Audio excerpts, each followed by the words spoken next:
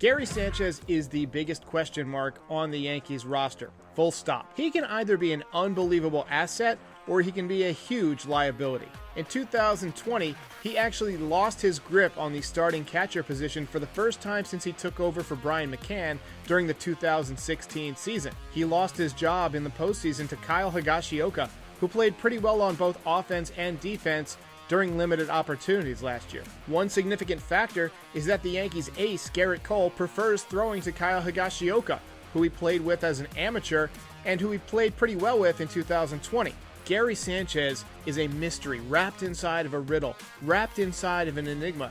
How can somebody with so much physical talent, who can hit the ball 500 feet, be so good and so dominant at some times and be so terrible and look like he doesn't have a clue at other times? In 2016, he hit 20 home runs as a rookie and had a 3 wins above replacement in just 53 games. In 2017, he set the franchise record for home runs by a catcher, and then he broke his own record in 2019 when he hit 34 home runs in just 106 games.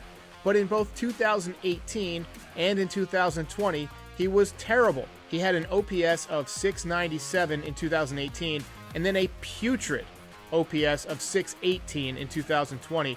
He batted under 200 in both of those years, and I know that batting average doesn't hold as much weight as it used to, but you can't be hitting 1-something.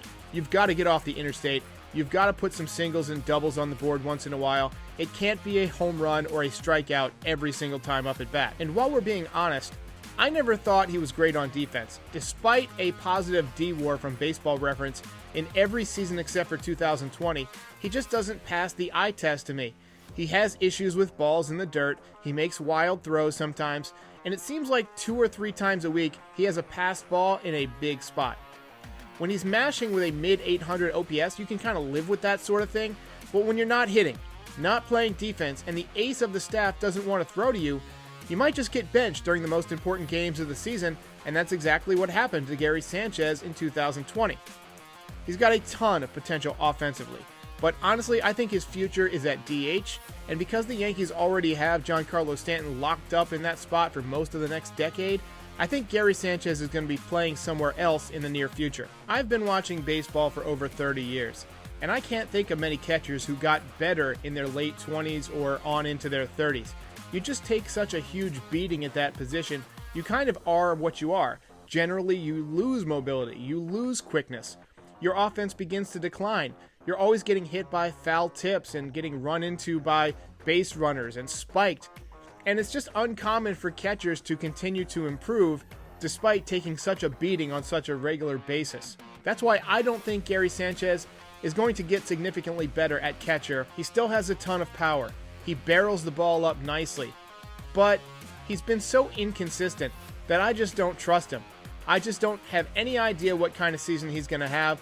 But I do think that he can be a productive hitter again someday. It might not be with the Yankees. The Yankees might have tweaked him and changed him so much that he doesn't know which way is up. In my opinion, Gary Sanchez just kind of needs a fresh start somewhere else. I think he would go somewhere else and be a decent offensive force, but likely as a DH eventually. But I just don't know if it's going to happen with the Yankees because they've already got Stanton locked up.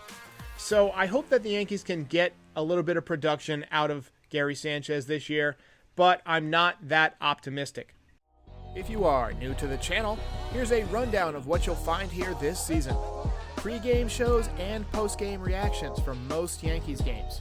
I also do a podcast, 15 to 20 minutes if it's solo, 30 to 45 if I have a guest.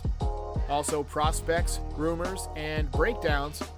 And don't miss the Martian Tracker, where I will post periodic updates of the Yankees' #1 prospect, Jason Dominguez, as he makes his way to the major leagues. Please like and subscribe. It helps other Yankees fans find the channel. I'll see you next time.